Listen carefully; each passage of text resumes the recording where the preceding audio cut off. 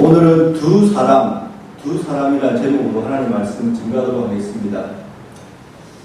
지난주일 예배 시간에 두 명의 청년이 예배당 뒤에 앉아 있었던 것을 기억하실 것입니다.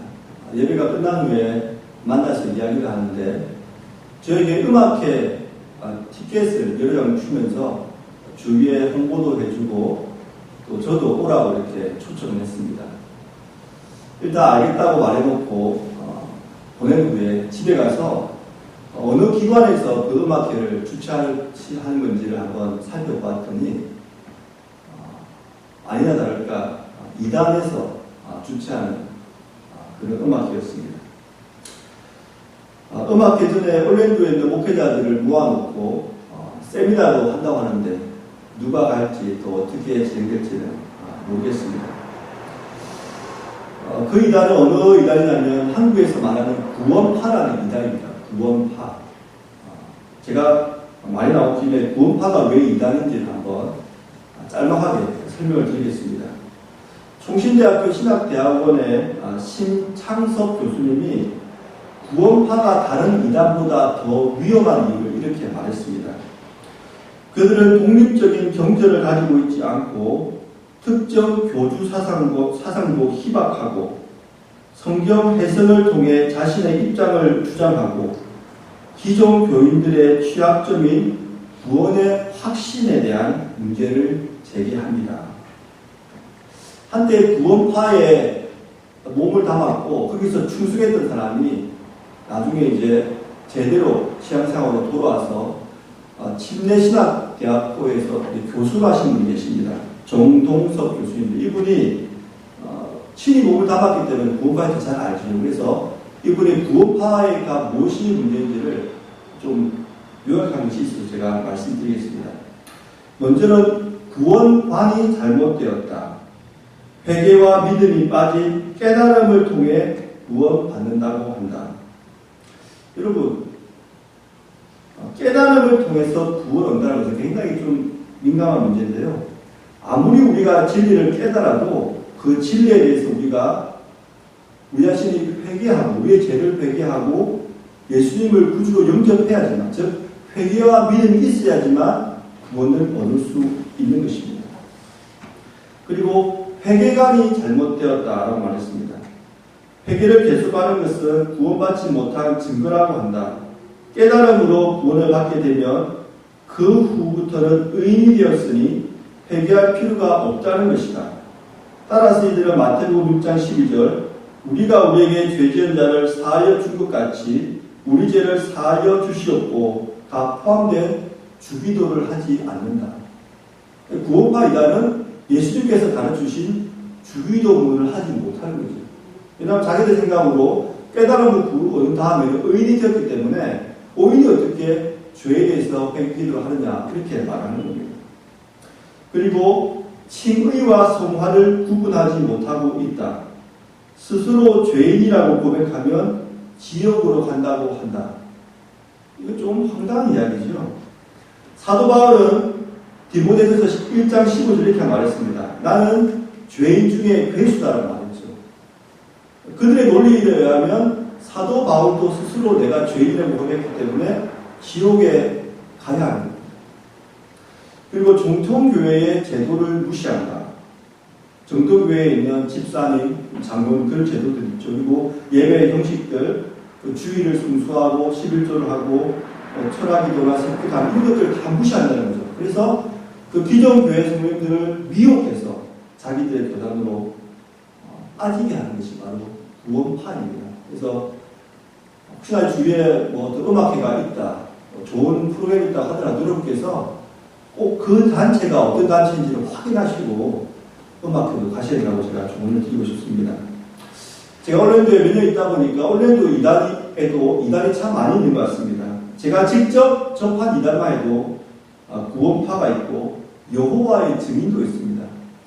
여호와의 증인이라고 말씀을 많이 들어보셨을 텐데 간단하게 말씀드리면 여호와의 증인은 예수님을 하나님으로 믿지 않습니다. 피조물로 믿는 거죠. 그러니까 예수님께서 우리를 위해서 완벽한 대속이 안 되는 겁니다. 그리고 여호와의 증인이 굉장히 전도를 많이 하죠. 왜냐하면 그들은 행위 구원을 강조합니다. 행위가 쌓아야지만 구원을 받기 때문에 열심히 전도하는 겁니다. 제가 토요일마다 오랜도 국제공항 가서 전도를 하는데 꼭 여호와의 증인들을 만납니다. 어제는 조금 많이 제가 당황한 일이 있었습니다.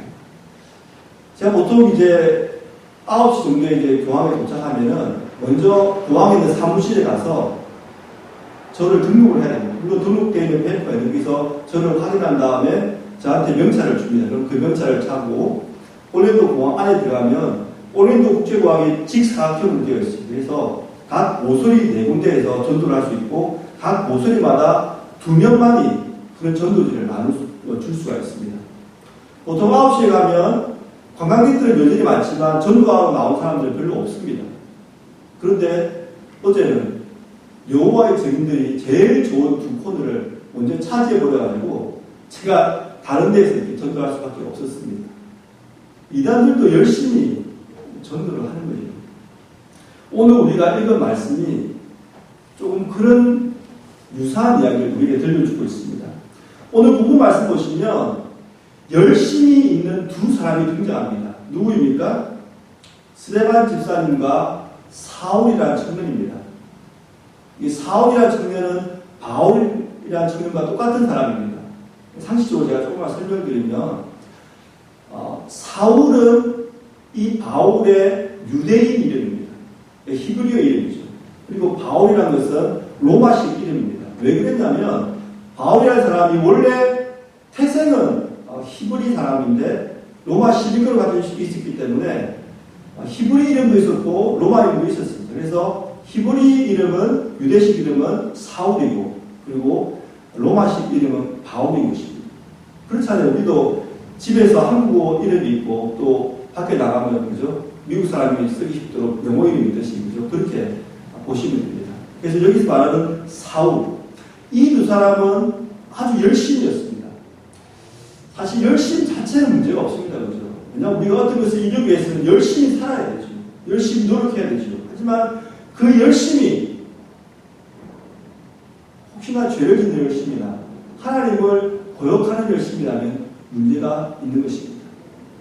스데반 집사님은 자신이 순교 당하기까지 열심히 예수 그리스도를 증거했고 사도 바울은 예수를 믿는 주님의 백성들, 그 성도님들을 잡아서 옥에 가두고 그들을 살해까지 죽이기까지 열심히 했던 것입니다.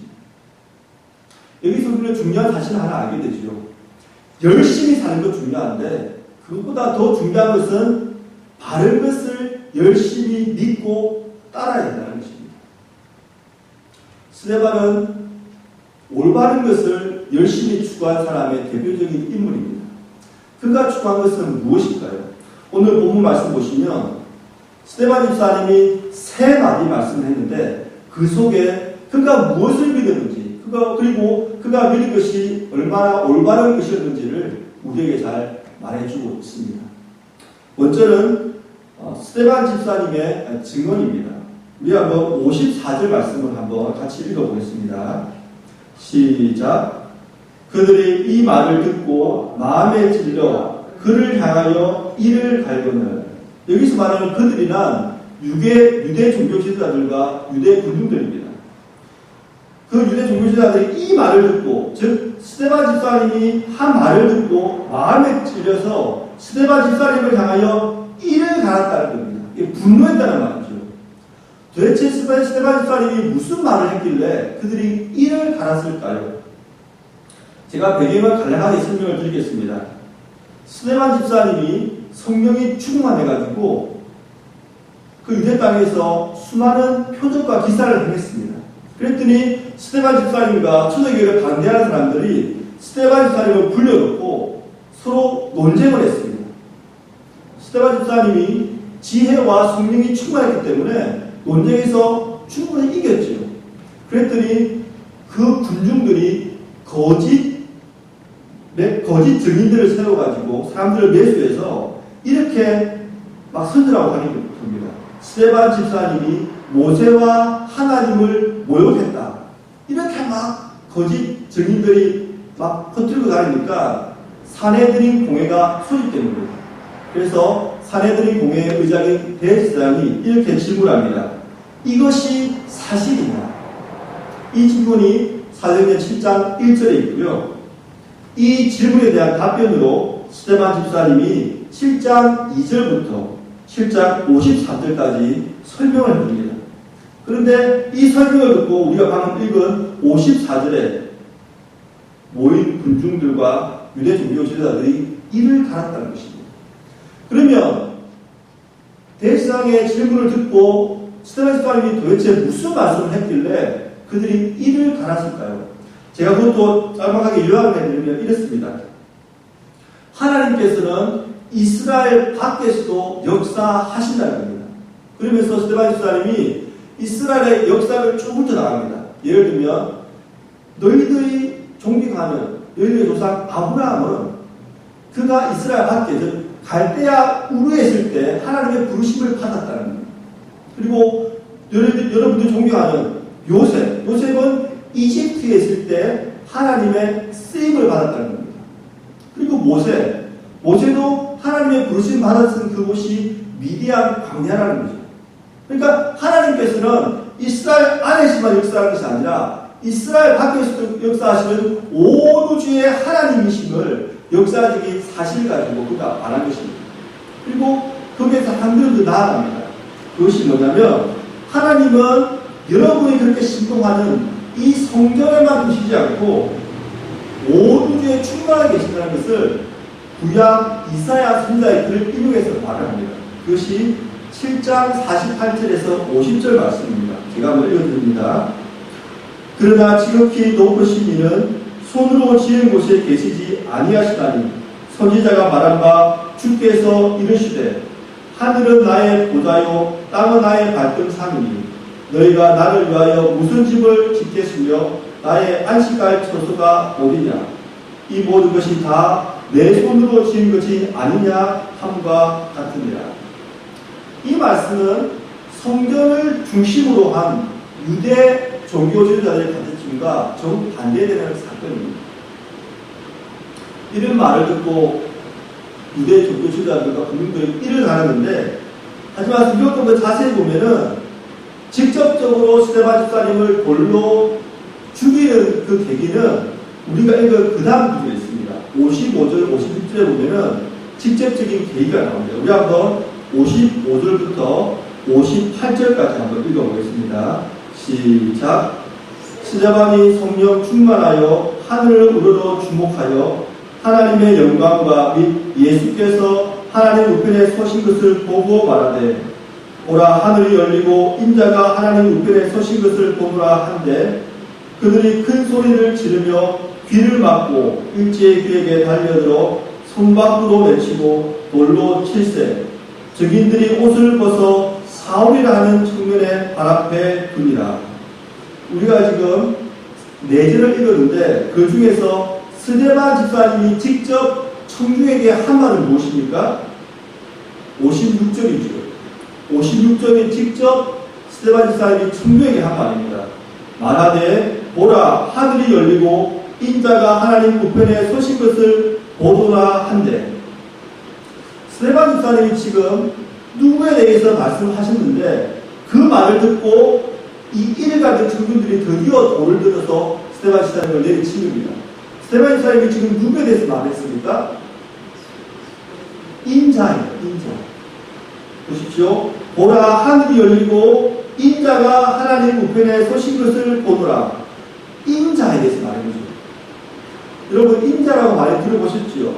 인자는 예수님께서 지상에서 사역하실 때 스스로를 가리켜서 말씀하신 겁니다. 내가 인자라고 말씀하신 거죠. 여러분은 인자라고 말씀을 들을 때 어떤 좀 느낌을 받습니까? 어떻게 해석하십니까? 인자는 예수님께서 직접 하신 것 외에는 다른 곳에는 등장하지 않습니다. 요한계시록에 잠깐 등장하는데 그 외부분, 즉 예수께서 직접 하신 말씀 그리고 요한계시록 외에는 이 스데반이 한 말이 유일합니다. 인자란 말의 문자적인 의미는 사람의 아들입니다. 그래서 보통 사람들이 이렇게 이해합니다.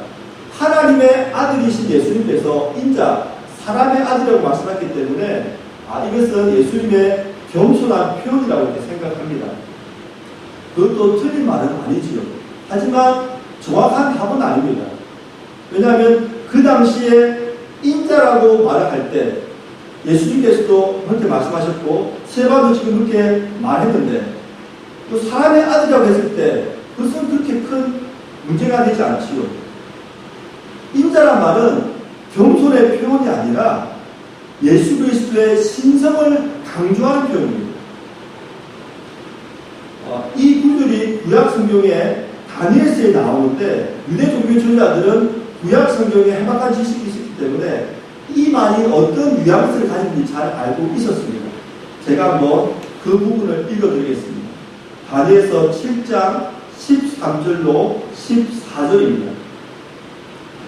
내가 또 밤 환상 중에 보니 인자 같은 이가 하늘 구름을 타고 와서 옛적부터 항상 계신 이에게 나아가 그 앞으로 인도되네.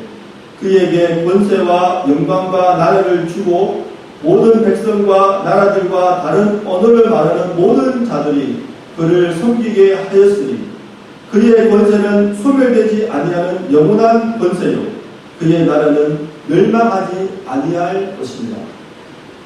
여기서 묘사하는 인자는 어떤 겸손한 사람을 말하지 않습니다. 보십시오. 인자가 하늘 구름을 탄다. 하나님께서 인자에게 권세와 영광과 나라를 준다. 하나님께서 모든 백성과 나라들이 인자를 섬기게 한다. 인자의 권세는 영원한 권세이고 인자의 나라는 영원히 멸망하지 아니할 것이다. 이것이 어떻게 겸손의 표현입니까? 다니엘서에서 나오는 인자, 이 말은 예수님의 인성을 강조하는 것이 아니라 예수님의 신성을 강조하는 것입니다. 즉 예수님은 하나님이시라는 것을 말씀해주고 있는 것입니다. 이 말을 듣자 군중들이 더 이상 스데반의 말을 듣고자 하지 않았습니다. 그래서 큰 소리를 지르고 그들의 귀를 막았습니다. 그리고 드디어 스데반 집사님의 입까지 막고자 돌을 들어서 스데반 집사님을 내리친 것입니다.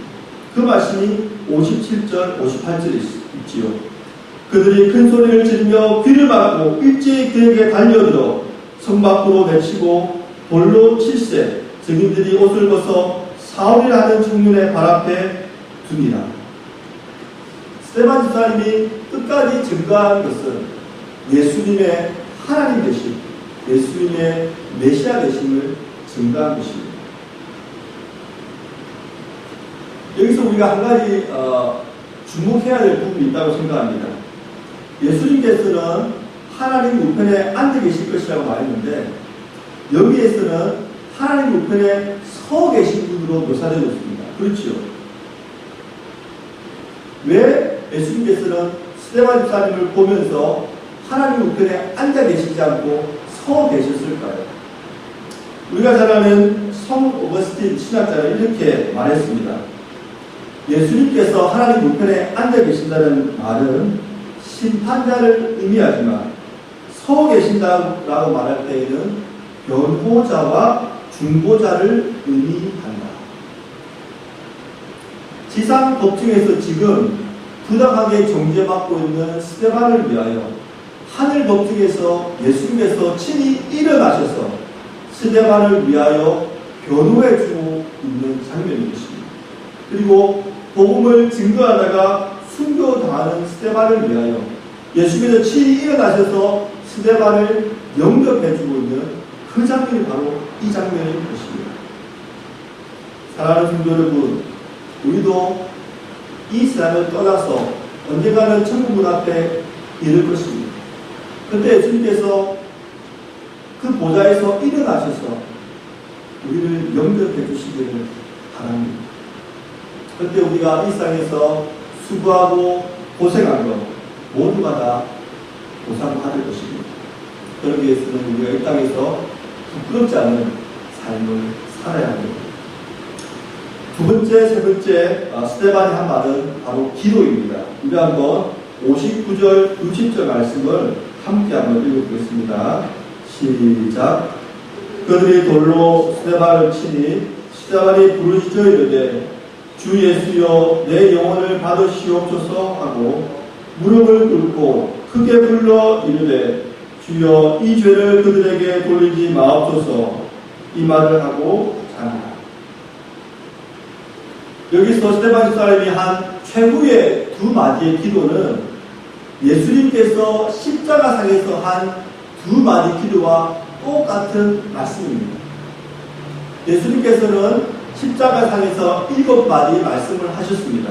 그런데 그 7마디 말씀 중에 제일 첫 번째 말씀과 제일 마지막 말씀이 기도였는데 그 기도가 바로 스데반이 지금 한 기도와 똑같은 말입니다. 제가 예수님의 기도를 한번 읽어드리겠습니다. 누가복음 23장 34절입니다. 이에 예수께서 이르시되 아버지 저들을 사하여 주옵소서. 자기들이 하는 것을 알지 못함이니이다. 누가복음 23장 46절입니다. 예수께서 큰 소리로 불러 이르되 아버지 내 영혼을 아버지 손에 부탁하나이다 하고 이 말씀을 하신 후 숨지십니다. 여기서 우리가 무엇을 알 수 있습니까? 저는 두 가지로 결론적으로 알 수 있다고 봅니다. 첫 번째, 스데반 집사님은 예수님을 하나님으로 믿었다는 것입니다. 59절 말씀을 제가 한번 다시 읽어드리겠습니다. 그들이 돌로 스데반을 치니 스데반이 부르짖어 이르되 주 예수여 내 영혼을 받으시옵소서. 이 스데반 집사님의 기도는 예수님의 십자가상에서 기도와 비슷하지만 약간 다릅니다. 예수님께서 이렇게 기도하셨죠. 아버지 내 영혼을 아버지 손에 부탁하나이다. 그런데 스데반 집사님은 지금 주 예수여 내 영혼을 받으시옵소서입니다. 뭐가 다릅니까? 예수님께서는 아버지 하나님께 자신의 영혼을 부탁드렸고 스데반 집사님은 주 예수님께 지금 자신의 영혼을 맡긴 것입니다. 이건 역시 예수님의 신성을 말해주고 있죠. 예수님께서는 하나님이시기 때문에 우리의 영혼을 받아주시는 분이라는 것입니다. 우리가 이 땅에서 나의 구주로 믿은 그 예수님께서 우리가 죽을 때 우리의 영혼을 받아주시는 분이라는 것입니다. 두 번째는 스데반 집사님이 복음을 살아내었다는 것입니다. 60절 말씀을 다시 한번 읽어보겠습니다. 시작. 무릎을 꿇고 크게 불러 이르되 주여 이 죄를 그들에게 돌리지 마옵소서. 이 말을 하고 자니라. 지난주에 설명을 드린 대로 사도들은 복음을 살아내었습니다. 그래서 제사장의 허다한 무리들이 예수님을 믿게 되었습니다. 사도들은 자신의 기독교를 포기하고 그 당시 교회 안에 있는 소수민족인 헬라파 유대인들의 그 불만과 문제를 귀담아 듣고 그 문제를 해결해 주었지. 그리고 자신들의 원래 사명인 하나님의 말씀을 증거하는 데에 최선을 다했습니다. 그런데 오늘 스데반은 돌에 맞아 죽으면서도 예수님처럼 자신을 죽이는 사람들을 위하여 용서의 기도를 올리고 있는 것입니다. 살아서도 예수님처럼 살고 죽어서도 예수님처럼 죽는 것, 이것이 바로 복음을 살아내는 것입니다. 그 결과가 무엇입니까? 한마디로 열매를 맺은 것입니다. 지금 우리가 읽고 있는 사도행전의 저자는 누가입니다. 이 누가가 언제 예수를 믿었는지는 성경에 기록되어 있지 않지만 사도 바울이 2차 전도 여행으로 유럽에 갈 때 이 누가가 함께 사도 바울과 2차 전도 여행을 했고요. 그리고 사도 바울이 마지막 순간까지 함께 이 누가가 사도 바울을 같이 동행하면서 그의 사역을 도와주는 걸로 우리가 알 수 있습니다. 누가는 원래 직업이 의사이기 때문에 어떤 신학자는 사도 바울의 주치의였다 이렇게 해석하는 분도 있습니다. 어쨌든 이 누가는 굉장히 사도 바울과 가까이 지냈던 사람입니다. 그런데 누가가 지금 스데반 집사님의 순교 이야기를 오늘 본문에 하고 있는데 그 당시에 누가는 이곳에 있지 않았습니다. 누가가 이 사건, 이 내용을 어떻게 알았을까요? 누구로부터 이 내용을 들었을까요? 20세기 영국이 낳은 정말 최고의 신학자라고 하는 분이 있습니다. F.F. 브루스라는 교수님인데 이분이 다음과 같이 말을 했습니다. 일반적으로 사도행전 6장부터 8장에 기록된 이야기의 주된 제보자가 빌립이었으리라고 생각된다. 그러나 몇 군데 적어도 스데반의 재판과 죽음에 나타난 모순에 있어서는 다른 제보자가 있음이 분명하다. 누가 재판관들 앞에서의 스데반의 천사 같은 얼굴을 기억할 것인가? 누가 영혼을 죽게 맡기며 그를 돌로 치는 자를 위하여 기도해주는 스데반의 음성을 들었겠는가? 증인들의 옷을 맡았던 이 젊은 사울 말고 누가 있겠는가? 사도 바울이 이 이야기를 누가에게 들려줄 때 저는 틀림없이 그의 눈에서 눈물이 고였을 것이라고 생각합니다. 그리고 이렇게 말했겠지요. 난 그때 스데반 집사님의 죽음이 마땅하다고 얘기했네. 진리의 눈이 어두웠던 내 잘못으로 집사님께서 돌아가셨어. 그때 난 하늘을 우러러 주여 이 죄를 그들에게 돌리지 마옵소서라는 스데반 집사님의 기도 소리를 들었다네. 그때는 어리석은 이단자의 허황된 소리로만 들었었지. 하지만 나는 부활하신 예수를 만나고 나니 스데반 집사님의 그 기도가 나를 살렸다는 것을 깨달았네. 예수님께서 왜 교회를 박해하는 나를 찾아오셨겠나? 바로 스데반 집사님의 용서의 기도 때문이야. 주여 이 죄를 그들에게 돌리지 마옵소서. 말씀을 맺겠습니다. 스데반 집사님의 삶은 두 사람의 삶을 이어주는 다리와 같았습니다. 스데반 집사님은 예수님과 바울을 이어주는 다리였습니다. 스데반 집사님이 친히 예수님을 닮은 삶을 살았고 그 삶이 또한 바울에게 영향을 끼친 것입니다. 스데반 집사님은 끝까지 예수님께서 하나님 되시고 우리의 구주 되심을 증거했고 자신을 향하여 돌을 들고 치는 사람들에게 용서의 기도를 올려드렸습니다. 그의 삶과 죽음이 바울을 변화시킨 것입니다. 사랑하는 여러분, 이번 한 주와 살면서 예수님을 증거하십시다. 그리고 우리의 이웃을 돌아보고 그들을 용서하고 그들에게 사랑을 베푸십시다. 그래서 우리가 복음을 온전히 살아내므로 우리의 삶을 통하여 하나님께서 큰 영광 받으시는 복된 부가 되기를 간절히 소망합니다.